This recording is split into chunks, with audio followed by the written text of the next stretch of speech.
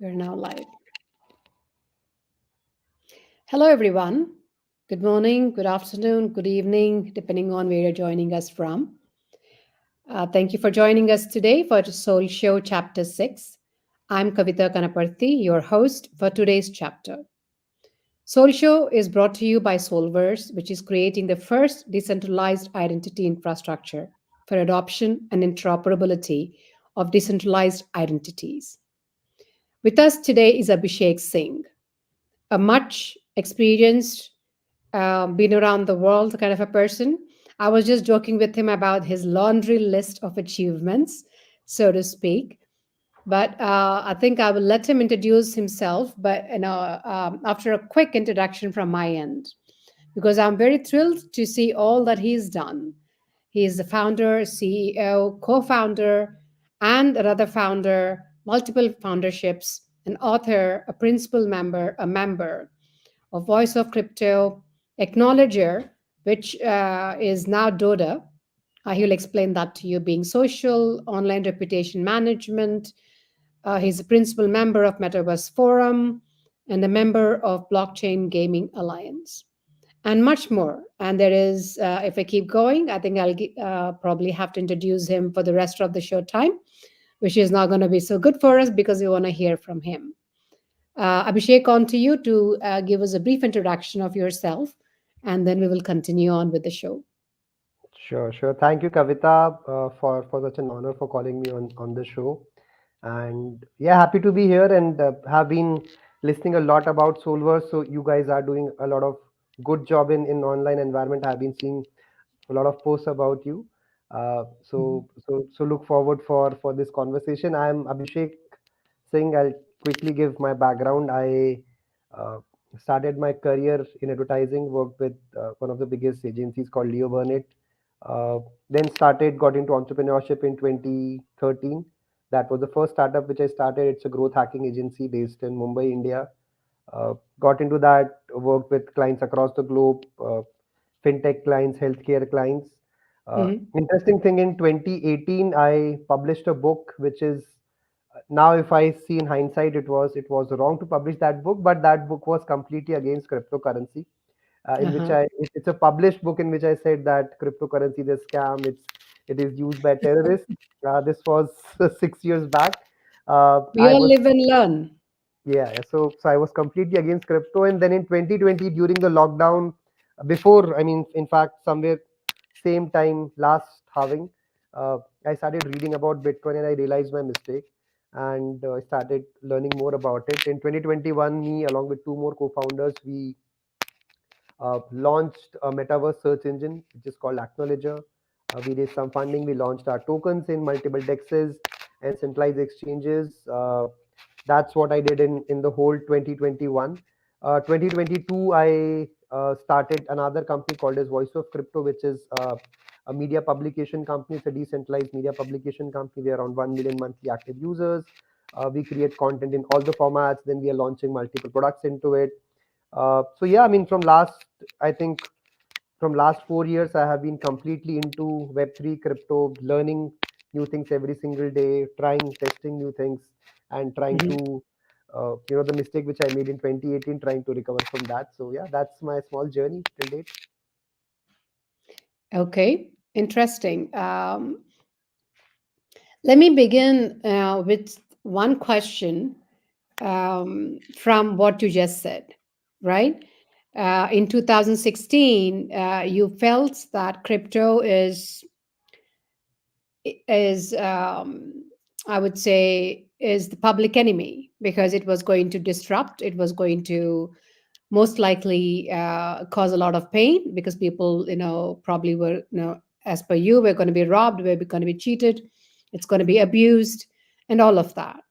And today, you're one of the people who is the voice of crypto, literally. So, in your opinion, what is the most misunderstood aspect of cryptocurrency, but the general public? Let's begin with that. Sure, sure, Kavita. And I think that's a very good question. And this is something which I realized it's all about what mainstream media portrays about crypto. So if you look at newspapers, if you look at headlines, probably 5 6 years back, everybody was talking about This is used for terrorists, this is used for illegal activities. We all have heard about Silk Route. So Mhm. it's the story which media presents, and this is the reason when I realize saying that, because the mainstream media is a lot of time they are too biased. Mhm. We started off creating our own media platform which brings in the real news, and according to us, I'm not the voice of crypto. You are not the voice of crypto, but everybody is voice of crypto. So one is what mainstream media says, and if you see the fluctuations in mainstream media as well, so now you'll start seeing stories coming in which talk about brands are coming into cryptocurrencies, good things happening about cryptocurrency. But when the market goes down, again the negative news starts. So this is Right. something which we want to completely avoid, and I think general public sees this, and then they start talking about it. So I still remember 3 years back my mom called me suddenly saying that, who is the CEO of Bitcoin? And I said, I really don't know. How do you know about it? She said, I saw an ad in newspaper and I thought of asking you. So it's just the narrative which media creates for general public. So where do you think, the public is being misled, and what particular information do the public need today to really understand the difference between blockchain and cryptocurrency? Good. So, Kavita, I'll give an analogy for this. We all use mobile phones, but we don't know what is the technology behind it. We use it of how we want to use it. So, not everybody needs to understand what is blockchain technology. We don't know how I mean, theoretically, maybe we know that how, electricity is created, but we don't know how it comes to our homes. So, you don't need to understand blockchain as a technology, not for everyone. If you're interested, you can learn about it, learn the Hmm. use cases of it. So if the use case is in terms of currency, understand that. If the use case is in terms of healthcare, use that. For example, you spoke about decent identity. If that use case is in that thing, understand the Hmm. applications rather than the whole process and the technology for a general public is what I feel people should know about. Hmm. Okay, great. You just mentioned that technology has become Doda, um, which is also in the field of metaverse. When we talk about metaverse, again the same thing, right? Whether it's the news or it's people or it's influencers or any of those, metaverse has been really trashed, so to speak, without understanding exactly what it can do. I will give you my example of my own self. When I was building, when I started building Solvers, people thought it is metaverse, and I had to explain to them, verse is the only thing that is common in this, and Mm, we don't have anything to do with metaverse. Meta is a brand, so metaverse, so to speak, is not the technology. mm, Maybe they should be calling them web verses, or multiverses, or alternate verses. So calling them metaverse, it's actually calling like Band-Aid and Xerox and mm, things like that, right? So that is where everybody starts to think metaverse is anything to do with the web verses, and metaverse is just a brand name. So I'd mm, explain to them that Solvers, that's completely different. We are a product based company. And to for the layman, right, for someone to understand the difference between what Meta is doing in the webverse, industry, and how to explain the concept of a webverse to someone completely new to it, mm. and what the potential it holds for people's everyday lives, because there is so much misconception out there. How would you, as a chief metaverse officer, burst those myths? Correct. So, Kavita, I have faced the same thing which you face. So, I was out with few friends and I met somebody who said that, what do you do? I said, I run a metaverse company. And the first thing which they said, so okay, so you are with Facebook, and this is, Yes. so because and but I would still say that because of Facebook changing its name to Meta, the awareness has come to everyone, which is a good thing. Which people who are not techno savvy people who are not connected to our industry, still they understand something. And Mhm. you spoke about how do we create awareness or how people should know about it. I'll give you the best example. I bought the first Oculus, I think in 2020 or 2021. And my Mhm. mother, she's around 65 years old. I just showed her, and this is a post which I put on my LinkedIn, and it has got the maximum reach till date. The moment she put on the Oculus, her first response is, can I go and visit uh, Kedarnath? So Kedarnath, for people who don't know Kedarnath is a religious place high in Himalayas where a lot of people cannot go. And my mother, at this age, she cannot go, but she still has that vision, or she wants to go to. So the first thing which she said is, "Can I visit Kedarnath using this?" So I'm Mhm. just saying it as a user. Again, I would put Metaverse, I would put Oculus as a tool. It depends on your customers' needs and how they want to use it. Somebody might would like to use it to visit religious places. Somebody would like to go for office meetings. I think the way it has been portrayed has been only to certain sections. And a Mhm. lot of people think metaverse is just about gaming. So gaming is again a very small use case of metaverse. There are thousands of applications which can be created out of it.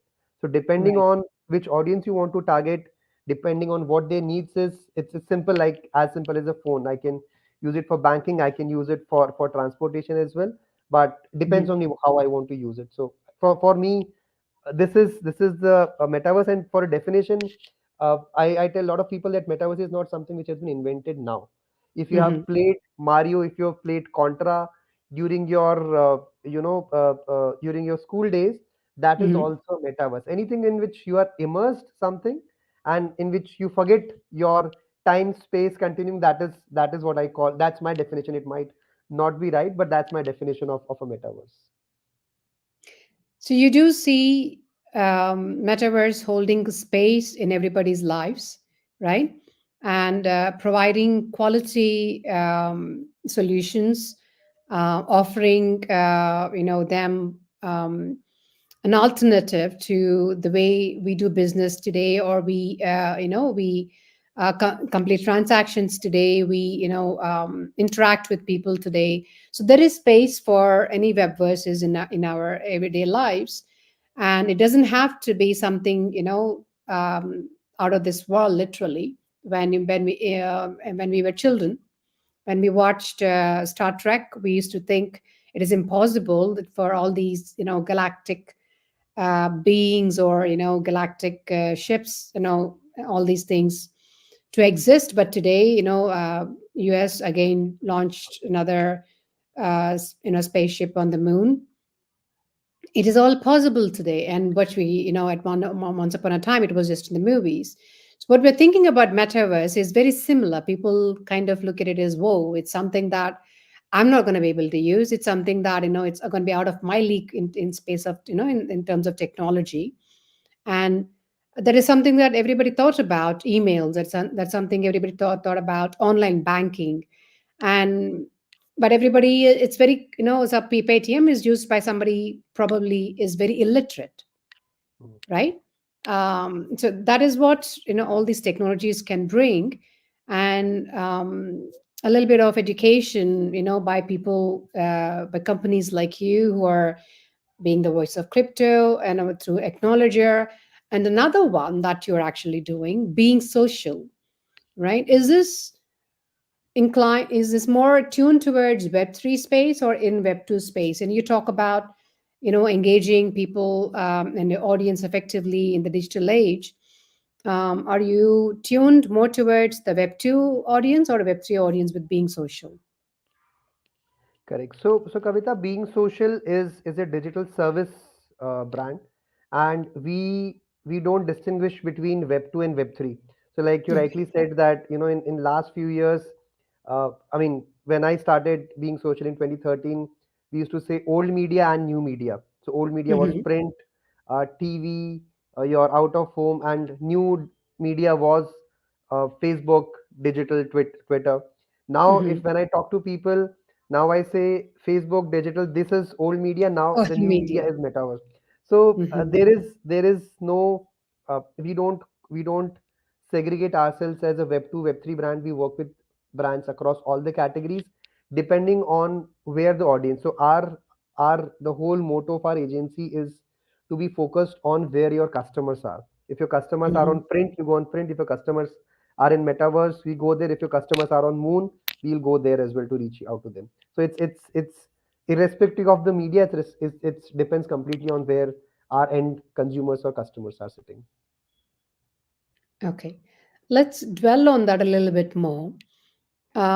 In Web3 industry at this moment, using whether they're using blockchain technologies or not using blockchain technologies, it is all kind of clubbed into a Web3 space, pretty much.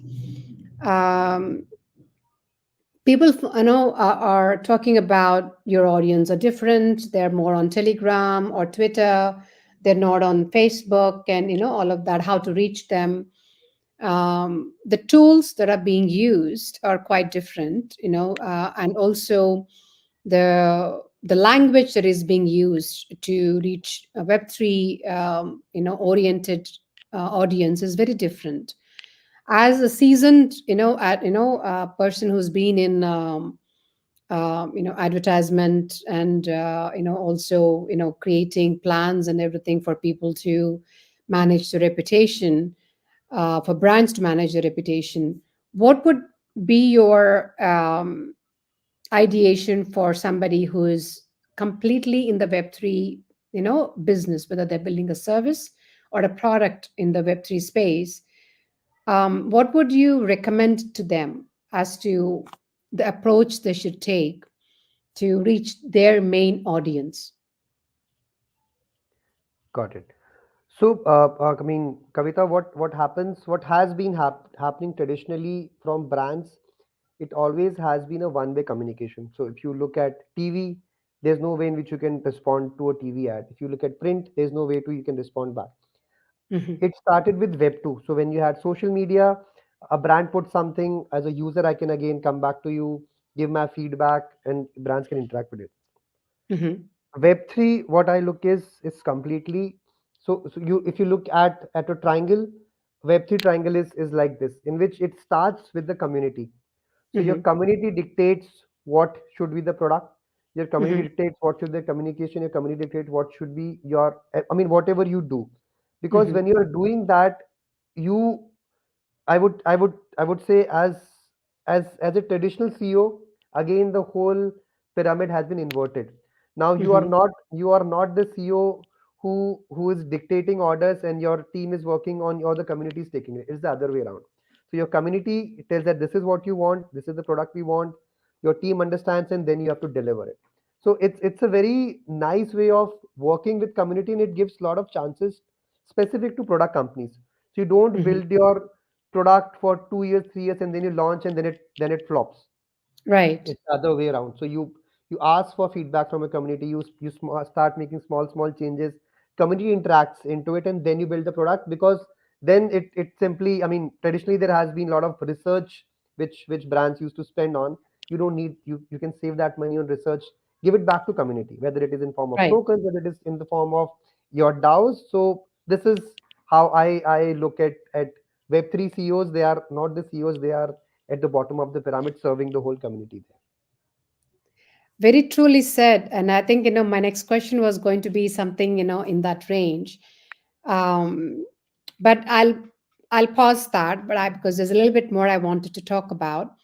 We are talking about, online reputation. You talk about you're an author of a book that talks about online reputation management. Could you give me a peek into that before I ask you my next question? Sure, Kavita. So, I mean, online reputation is something which we all have been building and which brands have been building from years. And it is. I mean, there have been a lot of cases. I don't know if you guys remember. There was a very big case about Coke and Pepsi few years back in India, in which there were certain controversy in which the water which they were using was polluted. It just kills the whole reputation which you have been building from so many years. And this was Mm-hmm. not possible traditionally because there was no way to reach out to here. But now if I put a single tweet about any brand and then it can start having a snowball effect. People can start jumping into it. So how do Mhm. you manage this reputation before the damage is done? So are there certain insights which you can see? Are there certain patterns which you can see both culturally as well as from your consumer point of view? For example, now I see a lot of brands talking suddenly from last 3 4 years about your ESGs, which was not there before. Why? Because they can Mhm. see that the Gen Zs they'll purchase a product not just because it is cheap, because they also see that is this company ESG compliant, is this company helping the environment. So these trends have to be seen before this becomes a very big trend, so that you can ride the whole wave of trend. This is where the online reputation comes into picture. You start reading insights, you start reading, and then you build up your product and services according to that. But that particular, ideation for brands, it works very well. But for individuals, we are so exposed on social media, right? We put up everything almost, for people to see. Especially if you are, a CEO or a CEO, you want to reach out to your audience. So you tend to, place yourself out there. You write articles, you share your knowledge, you share your wisdom, and sometimes there is a bit of backlash that comes from it as well. How What do you think about this whole, I know, going back to that pyramid that we're talking about? What do you think about the reputation of Web3 founders, taking center stage, at a very unprecedented scale than it used to be in Web 2, right? What laid the foundation for this, and how good or bad is it? So I will give you two case studies, Kavita, of Web3 founders doing good with their online reputation and Web3 founders doing bad. There are a lot of examples of bad ones. Mm-hmm. Maybe we can start with FTX founder. We can start with lot of people who have done scam. But I'll talk about the good Web3 online reputation, which has not effect. So if I'm sure all of you have heard about CZ, the Mm-hmm. CEO of Binance. Mm-hmm. How in last 5 to 6 months there has been a lot of allegations, although he's helping the US legal system, but it has not affected the brand image of Mm-hmm. CZ. Nobody Mm-hmm. says that he's a scammer. Nobody says that what he has done is wrong, and it has not even affected the share price. I mean, I would say the Finance, token yeah. prices of Binance. It has not. So I would say this is a well managed, not just of market from a marketing point of view, not just from a PR point of view, but also from the day when the company was structured. It was Mm-hmm. never positioned on a single CEO, on a single person. So Mm-hmm. the structure has been created, the brand image has been created, and this can only come when the ethos of your brand is correct. Mm-hmm. This cannot be done by FTX. What he has done, Sam Altman has done. It can never be undone. But when Mm-hmm. your product or when your services are, or when your intentions are right, irrespective of in which direction you go, your ethos will build up, and then your brand will have a good rep. So this is one of the biggest examples which I give to a lot of people. Look at how CZ's, even if he goes to jail, the brand will not be affected. He will not say that he's Right. a cheater, will not say he's a scam, because his ethos were right, his intention were always right from day one. Could the difference be because, in the case of FTX, the CEO and the founder, um, was, left, right, and center of the whole brand and the business, right? And CZ was the face of the brand, and there was somebody else who could step in into his shoes when he had to step back because of allegations, of whatever he has done or he has not done, or the brand has done, and he was in the CEO's role, and somebody else could quickly step into the CEO's role. Could these be affecting the brands in the Web3, space, and snowballing into the reputation of cryptocurrencies? Correct. So again, I think the whole FTX, because it was an empty shell, only one person could control it. Because the Hmm. thing is, if I give power to somebody else, they will get to know what has been happening, or what all has been happening can get exposed. Whereas Binance, when the day it was created, I'm sure they had created such kind of process. Everything was so transparent that even if I'm not there tomorrow, somebody else can set up. They can see the process, and the company can still run away. I mean, it can still keep running, and what has happened in the case of CZ. So it was from day one that he knew that if something happens, somebody can step in, because everybody knows everything, everybody has access to information. I think that's also the whole idea of Web3 is access to information to everyone. But if you as a company is keeping information only with yourself, then there is no place for you to grow. So that's my understanding, or that's my theory for this. Right.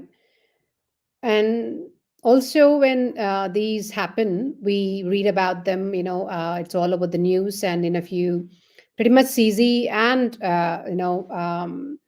FTX's Sam, or yesterday's news today, right? And audiences' attention span is so short, and they go on to the next. When Ripple's case, news came out that the government and SEC couldn't move forward with a certain aspect. The cryptocurrency shot up, and then it's back to where it was today.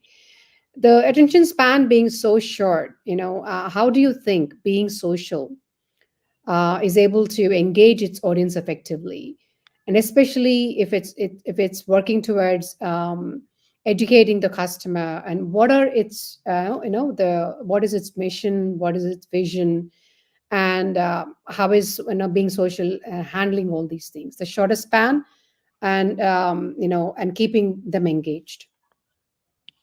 Correct. So Kavita, for any brand, when we approach their whole brand strategy, we look at long term, and when I say long term, we say at least 10 years, and then Hmm. there are short terms, which are, let's say, 1 year, 6 months, 3 months plan. Long term, Hmm. it all depends on the integrity of what Hmm. you're doing and what Hmm. consistently you're doing, because that remains constant. Now there Right. might be certain trends which will keep on changing in 6 months, 1 year. For example, in last bull run, we had seen metaverse as the flavor of the season. This Hmm. bull run, we are anticipating RW as the flavor of the season.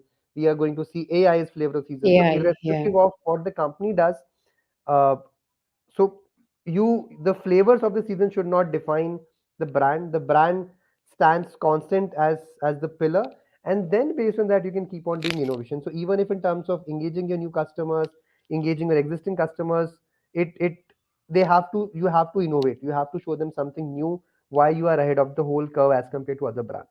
So when you Hmm. have the base in place, in which you Hmm. have built the foundation of the brand, saying that this what this brand is going. For example, if you look at Apple versus IBM, there's a different Hmm. kind of persona. Apple has never been the innovator. Apple has Hmm. always been, they will pick up something which already exists in the market, but they make it so user friendly, they make it so customer friendly that the product picks up. So you will never say that Apple is the innovator, but this is Right. their core competence. So depending on what a brand's core competence, you play on that, and then you can put in a lot of bricks on it. So that's what we at Being Social believe when we build brands for them. I think that is what's the community very much requires at this time, Abhishek.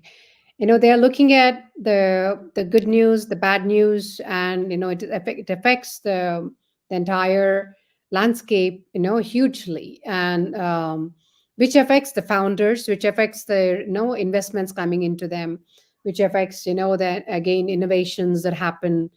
I think the consistency is one thing that people need to pay attention to, and as educators and as people who influence the or bring knowledge and experience and some kind of stability to the market is very much required, for the community to believe that this is not going away. There are always going to be some bad apples and some bad actors, but this is not going away. Metaverse is real. Self-sovereign identity is real. All these law, blockchain being, becoming part of our life is going to be real. Virtual meetings, happening in metaverse are going to be real. Purchasing on metaverse is going to be real. I think that has to be drilled down to the community, that believe in the basics, right? And these things will keep happening, and that is part of it. And the media hype needs to be taken with a pinch of salt, whether it's good or bad. And I think that knowledge, I would say, with all the things that you do with the Voice of Crypto, being social, and online management of your reputation and all of that, is, I think, very much required in this particular landscape as to how everybody's reacting to a daily news that happens on an everyday basis. And much appreciate what you're doing. Give me, continuing on the same topic, if we could talk a little bit more about one piece of advice you would give, an individual or a brand on how to improve their digital footprint. The tools that are out there, or the tools that are not out there yet, that maybe something that you're building. What would you advise them to be careful with, because not fall prey to becoming today's news? Correct. So, Kavita, I'll again repeat myself, is that it has to be, whatever you do, it has to be done consistently. It Hmm. cannot be that suddenly brands, do a lot of things, do communicate, do marketing for 6 months, then they sit down for 3 months, then again, because once you do that, the community loses interest in you, community loses faith in you. So that is number one. What they should not do is, do not try to be somebody else. I mean, every brand, every person has certain personality, and again, it always comes from top to bottom. So Hmm. usually a brand's identity or a brand's culture is because of the founder. So one founder could be very flashy, one founder could be good at his work, one founder, I mean, it depends on the personality. Hmm. Do not try to mimic some other brand because you see their success, because you Right. also have your own strengths. So as I say, Apple, if everybody tries to become, everybody wants to become Apple, but Apple's core has not been innovation, it has always been, because they are very very consumer focused. So Hmm. if you're consumer focused, that's your strength. If you are at innovation, Tesla, I would say they are an innovative company. Their focus is always on the innovation. So, and I'm Hmm. not saying that one company is successful, one is not everybody is successful, but you have to play on your strengths rather than trying to imitate somebody. So that's one piece of advice I give to all the brands which we work with very closely. Good idea. I was wondering, how, you are also a member of the Blockchain Game Alliance, right? Um, what would what are your insights, if you could share some, on how blockchain gaming can address issues like digital ownership? It's a big thing right now, right? And the gaming economies. How do you feel the blockchain gaming can change? And if you can share some insights on that. Sure, sure. So in fact, BGA, we just published a whole report uh, in January. Yeah, in January, published a whole report. It's a 64-page report in which we have given a lot of insights about what has been happening across the blockchain gaming. One big thing which I have never been a gamer in my life, so I can only give insights from a business perspective, not from a gamer perspective. But the kind of Hmm. people I talk to, the biggest thing which they have been saying is gaming is the entry point towards cryptocurrency, Hmm. towards digital assets, because those gamers who have been playing these games, they are quite used to own digital assets, they are quite used to spending fiat currency into digital currency, so that could become a gateway towards them. And there are billions of gamers who play games. And when I say gamers, and this is a question which I ask a lot of people, is that what's the definition of gaming? Again, from if you ask somebody who is above 50, their maybe definition of a gamer would be somebody who's wearing a hoodie in a dark room and they are playing those Counter Strike kind of games. But Right. again, this because media has portrayed this kind of image. A gamer, Hmm. when I say a gamer, is anybody who, even he's somebody who plays a Candy Crush on the phone, is technically a gamer. So if you have played any game in your life, you become a gamer. So I think that's number one. It's a gateway towards digital currency. However, when I talk to a lot of hardcore gamers, they say blockchain gaming has not yet reached the level of the gaming. So if you look at hardcore gamers, they still feel blockchain. I mean, adding a layer of blockchain is not solving the problem. Uh, so I think more than uh, your hardwares, what we need is good softwares when you go to blockchain gaming. So irrespective of whether you use Oculus or you use a Vision Pro, if uh, if the hardware has moved to that level, the software still needs to reach that level. So yeah, that's my uh, small interpretation of how gaming is going to evolve. What you said about it could be the gateway to cryptocurrencies, right? Most of the times, gamers in the blockchain based games are, they're looking at earning crypto. You play a game, you beat a level, you earn some crypto, and then that, it kind of is an earning mechanism, play to earn mechanisms, right? But do you feel that in the blockchain gaming, with the play to earn mechanisms, can you incentivize people to use them for learning? Let's say you actually learn, it's almost like you take a test. If you pass a test, you earn cryptocurrencies. You choose to learn English, you choose to learn a language, or you choose to learn to code, anything like that, right? Can gaming be the next step, the blockchain gaming especially, be the next tool to teach and combine that with play to earn, So Kavita, I which have a works very for both? Then it works for the builder, so that hmm. they can incentivize people to come and use their cryptocurrency, and then it incentivizes the gamer to learn something. So I have a very different view on this, Kavita. I mean, again, it's my personal views. Is Hmm. incentivizing someone to do something will only maybe let them enter into that environment, but it Hmm. is not sustainable. For Hmm. example, if you like to read at any point of time, you didn't read Yes. because somebody was paying you to read, or Messi didn't Yes. started playing football because he was told that if you play 1 hour football, I'll pay you $1. So it has to Right. come inherently.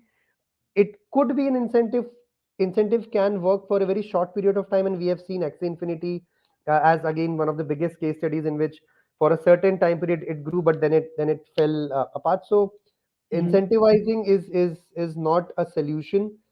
If I don't have that, I would say, if I don't have that need to learn, or if I don't have that need to play, and even for people who play games because they want to earn, they don't sustain. They don't play that game for a very long time. They will play a game which they enjoy playing.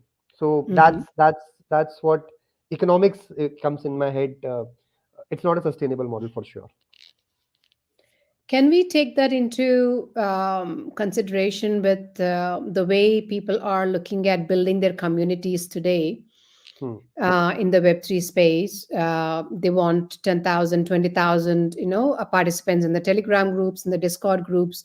To do so, they keep, one of the methods that is followed is to incentivize them to earn. And then, they do some tasks, they earn some money, and they join the Telegram groups. But most of them end up becoming dead Hmm. groups because exactly of what you just said. And this has become the norm. So if you go to any marketing agency, the first thing they would recommend is, let's do these things where you incentivize, you provide your token, people will join a Telegram group, and then what? Hmm. So I mean, this is becoming a vicious cycle, right? What would you recommend both the marketing agencies and the people who are looking to market themselves in this industry? What would your recommendation be?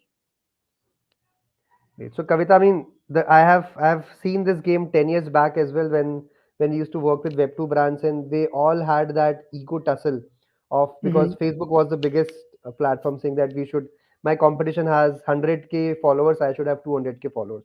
And I used to tell Hmm. them then as well is that if if the number of followers is equal to money in your bank account, that's not the case, because it will never happen. So rather than focusing on numbers, and again, even in brands, it is always that ego of numbers, saying Hmm. that I have 100K, somebody has 200K, I need to reach 500K. But it's a never ending game, Kavita, because there'll Yes. always be someone who has more number of followers, more number of engagement than your brand. And end of the day, we all are in business. So If it could reflect in your bank account, well, do it. If not, then there is no point in doing it. Focus on quality of your users, focus on what people are talking about you. And when we say a brand's reputation, it's not what brand talks about themselves, it's about what people are talking about you. So don't go on that number game. That's a never ending game. If you look at Mr. Beast today, he has highest number of followers on YouTube, but is he happy? I don't know. He might be happy, but Mhm. there's always a there's always a room. It's a never ending game, irrespective of what you do. Elon Musk purchased the whole Twitter for that number game. Is he satisfied? I don't know. So Mhm. focus on quality, not on quantity of people who are in your community. I would take that, I would extend that a little bit to why they're falling prey to all of this as well.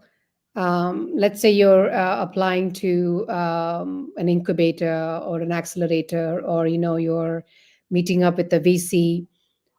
This has become a very pertinent question. How many followers do you have on your social media? Mm.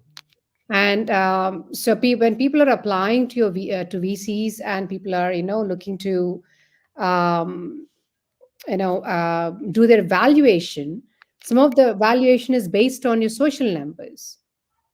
And that is where I feel the whole industry has become warped. And probably some insights that you have shared with us, the listeners could take away some quality information to build that reputation that they are seeking. Thank you much for sharing that. I know it's been a point of contention for me as well, and I appreciate your candid answers. There's one thing I would like to ask you, in addition to what we've been talking about. If you had the power to change one single aspect of how technology impacts society today, I mean, having seen, you have seen the Web 2, you have seen Facebooks, Twitters, Telegram. I mean, all of these, right? Everything, takes shape, and everything lead people in a direction where some of it has been good, some of it has been bad. And now we're at the cusp of completely, again, a new revolution about to begin. And with all of that in the background, if there is one thing that you can change, one aspect of how technology impacts, us today, we are also part of the society. What would it be and why? So I mean, for me, it's very simple line is that you use the technology, don't let the technology use you. So whether it is Mhm. mental, whether it is physical, and I know I am also a victim of my phone. I stay with my phone for 16 hours a day. I'm trying to cut it down, but what has been happening, because especially I'm talking about social media, is what people portray is different when what they're actually. So there has Mhm. been, and I'm sure listeners must have also heard, there are a lot of cases of depression, especially to younger people, because at least I was born when there was no internet. So I have seen that Mhm. life and I've seen internet. But those who are born with internet, they start comparing themselves with everybody else. So don't fall a victim of technology. Maybe once a week, just switch off your phone, switch off your internet, just go for a long walk, just sit, sleep, do whatever, but don't let technology control you, because technology is never going to stop.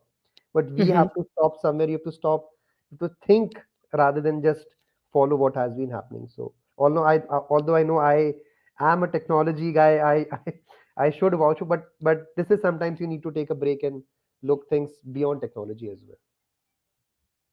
Okay. Um, for the people that who have, I mean, you touched that point when you just started the, your response to this particular question. We've all fallen prey to that. We have all fallen prey to waking up and looking at Facebook. The way that we transition, we wanted to see who's reading our posts. Are we influencing? Have we become the next influencer? We all become, it's literally, people have become prey to that. Now I don't know how many people actually use that, and now moving on to metaverses and all of that. um, how could an individual utilize what is going to be the next big thing, whether it is their wallets that they fall prey to, uh, pardon me, just I wanted to say that the theft that they fall prey to, Hmm. using their wallets, their the technology that is not understood very well, that they're falling to the scammers and all of that, which is not so highly talked about. People still talk about scamming in web 2. They still talk about keep your Hmm. passwords safe, keep your don't give out your OTPs, which is all a web 2 based scamming mechanism. In the web 3 world, there is a heavy scamming happening today. Your wallet, the passwords are being stolen.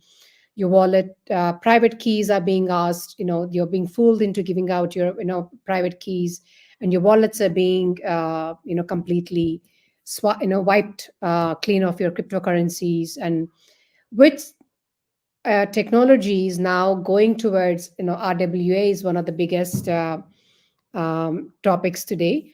All of those are going to be in your wallets, right? Hmm. Eventually, how do you safeguard, yourself from theft, from being duped, in giving away your identities or giving away your passwords, your keys to your literally your life with Hmm. wallets? How do you think, what do you think needs to be done? What kind of education needs to be done, one, and how do you safeguard yourself? Correct. So, Kavita, I have also fallen victim of this, and I think everybody who hasn't been to cryptocurrency, and this is what I say is this is your learning fee to get into cryptocurrency. If you have not been scammed, you will never learn. If you have not, uh, if money has not been taken out from your wallet, you will never learn. So that's a learning curve. But you should try to learn from others' mistakes. I think one biggest suggestion is uh, do not put your money in centralized exchanges. We have seen this happening every bull cycle. It happens in every bull cycle. New people come into this, so do not put it that not your keys, not your wallet is the biggest mantra which everybody should follow it. Everybody Mm-hmm. should follow. I Mm-hmm. would also say keep different devices uh, for your cryptocurrency transactions and different devices for your everyday usage. So that is something which can safeguard a lot of things from you. Use a hardware wallet for sure. You should have hardware wallet. And then last is try to split your currencies in multiple wallets, multiple hardware wallets, multiple MetaMask, multiple devices, so that even in case if something is compromised, you still have something left for you and not everything in the single one. So yeah, I think these are the 5 pointers which people who are coming into crypto new should start following.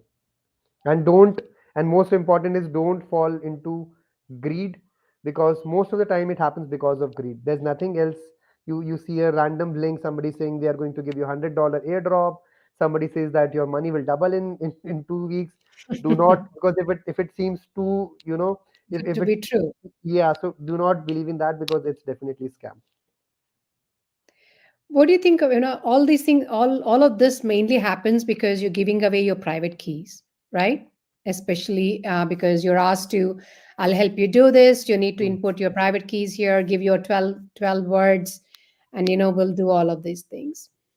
What if there is a wallet where you don't need to have those keys at all? You don't need 12 words to have your passwords.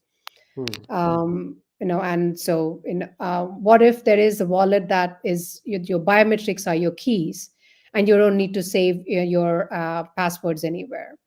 Do you think that would help tremendously to put a gate between these thieves and the people who are trying not to be robbed? Yeah, I mean, sure. I think it will also create, again. This is something which will bring in a lot of new users also towards crypto, because I know for us now, since we have been in the ecosystem from last 3 4 years, it becomes very easy for us to move from one chain to MetaMask to exchanges. But for somebody who's new, it is extremely complicated, and it not at all it is a user friendly thing. So yeah, if it comes into picture, it will bring in a lot of new people also to the whole ecosystem there. Yes, I mean, that is something that is what Solvers is building, right? The Soul ID is completely instrument agnostic. The Soul wallet, especially, is going to be, going to be able to open your wallet on anybody's phone, not just your phone, using your biometrics, which will be your keys. So you do not need to write down those 12 words anywhere. Hmm. Um, you forget, you lose those, you lose everything that you own, which has become a problem because I've lost my keys. I'm one of those victims. I've written them down somewhere, and my parents moved while I was not home, Hmm. while I was traveling, and my mom thought it was just a piece of paper and threw it out. So my Ethereum is stuck somewhere in some wallet, Hmm. and I've lost them. So had it, had my keys been my biometrics, and Hmm. I would actually have that Ethereum probably be a few dollars richer, Hmm. right? And that is these are things that we need to solve. I feel for the public to, like you said, reduce the barriers of entry and increase the barriers of theft, Correct. and which is where I think our all our assets and also solve the problem of needing multiple wallets for multiple things. For your identity, you require one different wallet. For your assets, you require another different wallet. Sometimes your NFTs are not compatible with the kind of wallet that you use because it's on a different chain. If we can solve all those things, which is something that Solvus is trying to solve, I think we'll have a lot more adoption coming through. I have one more question that I want to ask. This is a lot more, I would say, for my benefit, and hopefully the audience will find it interesting as well.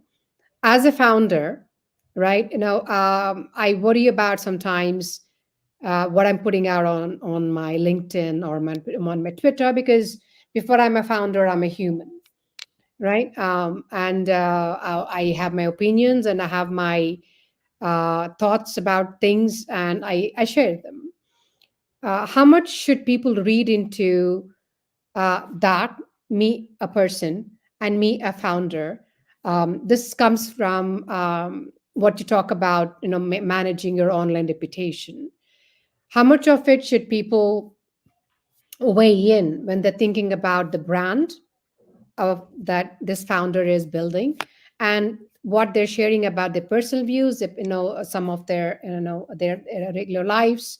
They could be doing multiple businesses like you're doing. What is the weightage one must give, and how do they actually resolve to support this particular brand or not to? How, that is something that always weighs on my mind when I'm writing an article on LinkedIn or putting something on Instagram. So what would you suggest to the founders listening in, or maybe might listen tomorrow, and your valuable thoughts will be much appreciated. Sure, sure. So, Kavita, again, it's my personal perspective. People can use as they want. Is that once you become a founder, all your public image is around the company. So again, I Hmm. would give the example of the inverted. You are not the founder, you are a public servant, you are the community servant. So whatever I put, I think it from a brand perspective, because there are people who are seeing and they associate me with the brand or the brand with me. So Hmm. I always think 100% as a founder when I put something on social media. So that's again my personal views what I believe in. Okay. Okay. I'll take that. And I mean, my dilemma has always been about what would they view about my running life. I'm a runner. I'm a marathon organizer. Would they consider that as a positive or a negative? Because it does not have anything to do with the technology field. But it is another passion of mine, so I consider doing that. So how would people, view all these things and weigh the brand? So that works for my other brand. That my brand is Hmm. Globe Racers. That works for my other brand. It may not work for Solvers. So Hmm. how do you manage those two? Do you need to kind of, you know, apologize for being, this particular person or that particular person? At the same time, you've given yourself 100% to this particular brand that you're building. So viewers of this brand might think differently about the other brand. The viewers of that brand might think differently about this brand Correct. that you're building. So, I know that fine line that we need to walk as founders always weighs on you. And does that change our personality? Are we being true to our personality? All those Hmm. questions. These are questions that I would like to ask the viewers and the listeners who are there today, or maybe not, maybe later. And if you have those questions on your mind, feel free to talk to Abhishek anytime. You can find him on LinkedIn. He's We didn't find you on Twitter, interestingly. We were looking to tag you, but if you do, you can probably put them in the comments a little later. Um, and if you have any questions pertaining to, what you're building in Web3, he has ample knowledge to help you out there. But you're looking for marketing and how you want to place your brand, how you want to manage your reputation individually as a brand, or any of those things, feel free to talk to Abhishek. And we highly appreciate, Abhishek being here with us today and being such a great speaker and answering all of our questions very candidly without holding back. And that itself is a brand. He himself is a brand, in himself. Is there a name for the book that you have written, Abhishek, that we could tell the audience, and where can they find it? Where can they Yeah, go to get it the book? you can go on Amazon. It's called Protect Your Digital Identity. Protect Your Digital Identity. Okay. That is the book by Abhishek Singh. You can find it on Amazon. Is it a Kindle or is it in a hard It's copy? both Kindle and hard copy both. Kindle and hard copy. So whatever your liking is, whether you like a Kindle or a hard copy, I'm myself a hard copy person. I would like to get one and probably read it as well. Thank you so much, everybody. Thank you for joining us today. It's been great talking and having you all listening to us. And if you have any questions, please drop them in the comments. And Abhishek or I, your host, Kavita, we will be able to answer them for you even later. Thank you so much, Abhishek. Thanks for being with us today. Much Thank you, appreciated. Kavita, and wish you all the best for the Soulverse and the future of your brand. So thank you for calling me and thanks a lot. Thank you.